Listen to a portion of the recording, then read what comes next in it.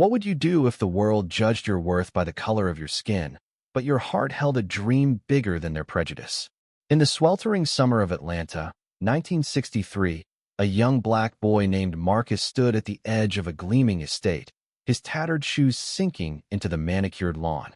His eyes, wide with hope, traced the towering mansion where his mother, Lila, worked as a maid.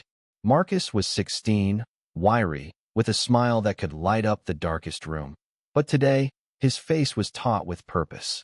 He clutched a crumpled piece of papyrus sketch of a dress, delicate and flowing, designed for his little sister, Ella, who dreamed of dancing under the stars. The estate belonged to Charles Warrington, a millionaire whose fortune came from steel and whose heart seemed forged from the same cold metal.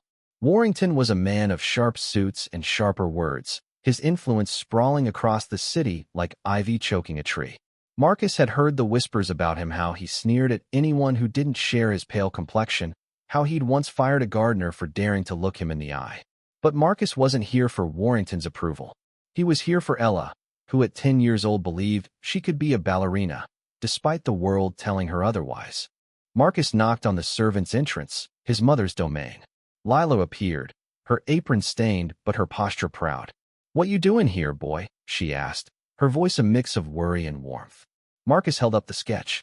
"For Ella," he said. "I need fabric. The good kind. I heard Mr. Warrington's daughter throws out dresses she don't wear no more." Lila's face tightened. She knew the cost of asking for anything from the Warringtons. But Marcus's eyes burned with a fire she couldn't douse. "Wait here," she said, disappearing inside. Minutes later, the back door swung open, but it wasn't Lila. Charles Warrington loomed in the doorway, his daughter Beatrice at his side. Beatrice, 18, was a vision in silk, her blonde curls bouncing as she giggled at something her father said. Warrington's gaze landed on Marcus like a hawk spotting prey.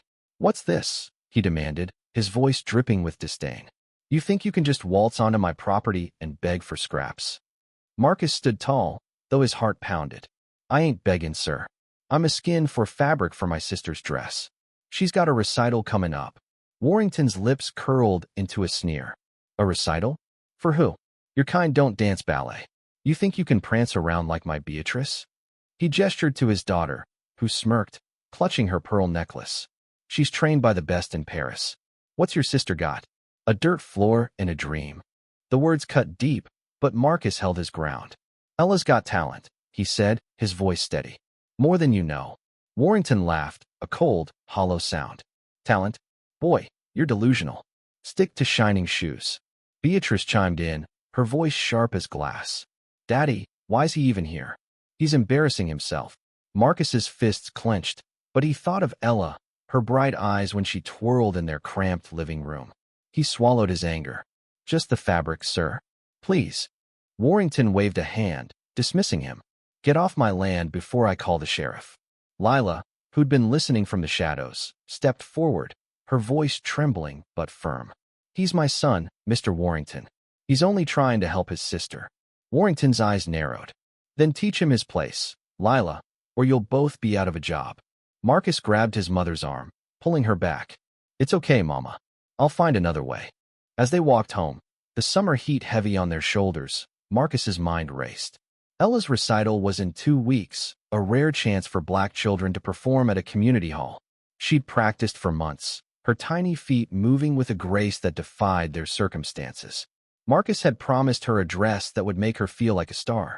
He wasn't about to let Warrington's cruelty stop him. The next day, Marcus scoured the city. He knocked on doors, bartered with shopkeepers, and even dug through thrift store bins. By dusk, he had enough scraps, bits of satin, lace, and Catanto pieced together something beautiful. At home, he worked late into the night, his fingers bleeding from the needle, his eyes burning from the dim light. Lila watched, her heart swelling with pride and fear. "You're too stubborn for your own good," she said, but she helped him so, her hands steady where his shook. The night of the recital arrived, and Ella stepped onto the stage in Marcus's creation, a dress of mismatched fabrics that somehow looked like it belonged in a fairy tale. The audience, a mix of black families and a few curious white folks, gasped as she began to dance. Her movements were liquid, her smile radiant. Marcus sat in the front row, his chest tight with emotion. He didn't see Warrington and Beatrice slip into the back, drawn by rumors of a colored girl who danced like a professional. Ella's performance was flawless, her spins defying gravity, her leaps carrying the weight of her dreams. When she finished, the room erupted in applause. Even Warrington, for all his prejudice, couldn't look away. Beatrice, however, whispered something to her father, her face twisted with envy. As the crowd dispersed, Warrington approached Marcus, who was helping Ella off stage. "Boy," he said, his tone softer but still edged with superiority. "Where'd you get that dress?" "I made it," Marcus said, meeting his gaze. Warrington blinked, caught off guard. "You made that?" He glanced at Ella, who clung to Marcus's arm, her eyes shining. "It's adequate," Warrington muttered, but his eyes lingered on the dress, on Ella's grace. Beatrice tugged at his sleeve. "Daddy, let's go. This is ridiculous." But Warrington didn't move. Something flickered in his expression, curiosity, maybe even respect. The next morning, a package arrived at Marcus's home. Inside was a bolt of fine silk, enough to make a dozen dresses, with a note. "For the girl. Don't expect more." It was unsigned, but Marcus knew. Lila stared at the fabric, tears in her eyes. "Why'd he do it?" she asked. Marcus shrugged. Maybe he saw something in Ella he couldn't ignore. Word of Ella's performance spread, and soon, a local dance teacher, a white woman named Miss Clara, offered to train her for free. Clara had been in the audience, moved to tears by Ella's talent and Marcus's devotion. "You're her miracle," Clara told Marcus. But Marcus shook his head. "She's mine." Months later, Ella performed again, this time in a theater where black and white audiences sat together, a rare sight in Atlanta. Marcus watched from the wings, his heart full. Warrington was there too, alone this time, his face unreadable. When Ella took her final bow, the crowd rose to their feet, and Warrington clapped, slow and deliberate.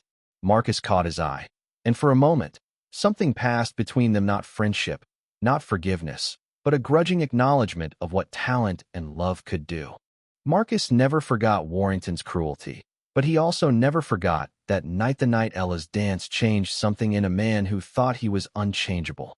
It wasn't a perfect victory. Prejudice still lingered in the city's streets, in Warrington's heart. But Marcus knew that every step Ella took, every dress he sewed, was a defiance of that hate. And in that defiance, they found their miracle not in Warrington's gift, but in their own unbreakable spirit.